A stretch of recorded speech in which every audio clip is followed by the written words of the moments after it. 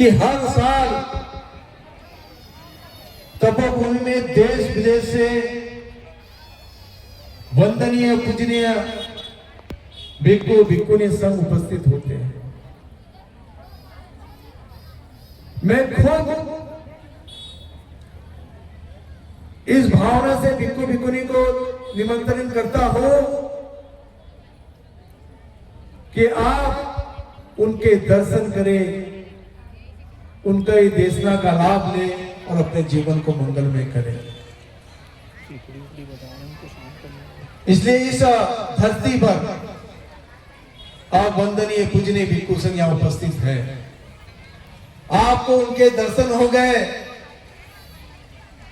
उनके मुखाग्र से धम्म सुनने का अवसर आपको मिलेगा। तो हम जो है ये तपोभूमि जो है इसका जो निर्माण हमने दुख मुक्ति के केंद्र के रूप से किया है।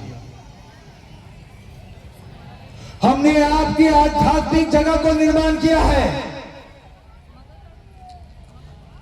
अगर आपकी आध्यात्मिक जगह नहीं होगी तो आपका मन पवित्र नहीं हो सकता है, आपका मन निर्मल नहीं हो सकता है। और जब मन आपका निर्मल पवित्र नहीं होगा तो आप अपवित्र मन से भर जाएंगे। आपके मन को निर्मल पवित्र करने के लिए तपोभूमि का निर्माण किया गया है। हम आध्यात्मिक जगह को निर्माण किए हैं और आध्यात्मिक धरोहर को भी बचाने की लड़ाई लड़ रहे हैं। बाबा साहब अम्बेडकर विश्व के इतने विद्वान थे, अंततः उन्होंने बुद्धिज्म को क्यों स्वीकार किया?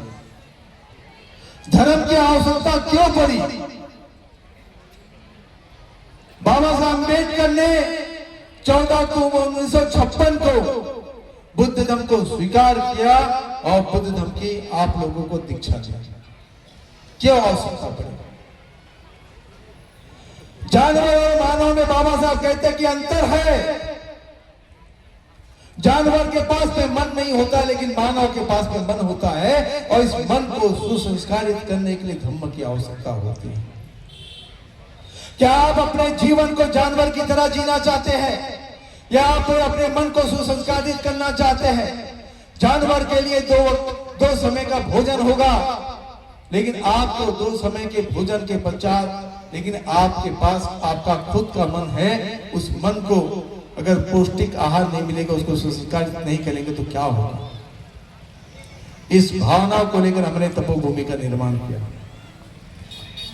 और इसी अगर आप अपनी धरोहर को नहीं बचाएंगे, आप अपनी धरोहर पे शरण दर्शन करने नहीं जाएंगे, माथा नहीं टेकेंगे, तो आपकी धरोहर का विकृतीकरण हो जाएगा। आप सोच लीजिए, जिस घर में आप रहते हो उस घर में आप रहना प्रारंभ रहना छोड़ दोगे तो आपके घर में कीड़े मकोड़े स्थान बना लेंगे। उसी तरीके से आप अपनी धरोहर में दर्शन करना छोड़ दोगे, धरोहर को पूजना छोड़ दोगे, तो कोई और उसे अपने स्थान के रूप में बना लेगा।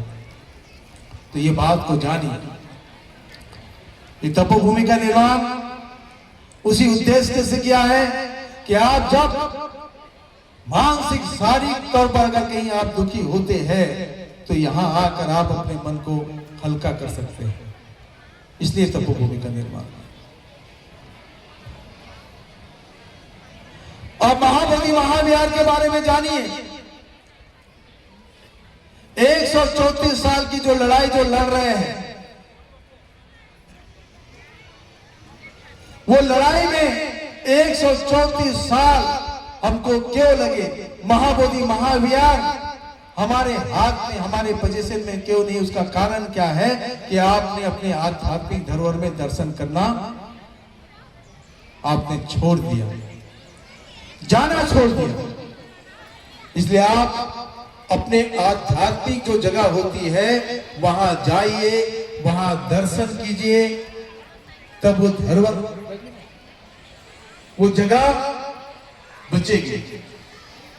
तो अभी संक्षिप्त में मैंने आप लोगों को जो बात कही, वंदनीय पूजनीय भिक्षु संघ यहाँ बैठे हैं, आप उनको सुनिए, उनका लाभ लीजिए, उनके मुखाग्र से धम्म को सुनिए, आपका जीवन मंगलमय होगा।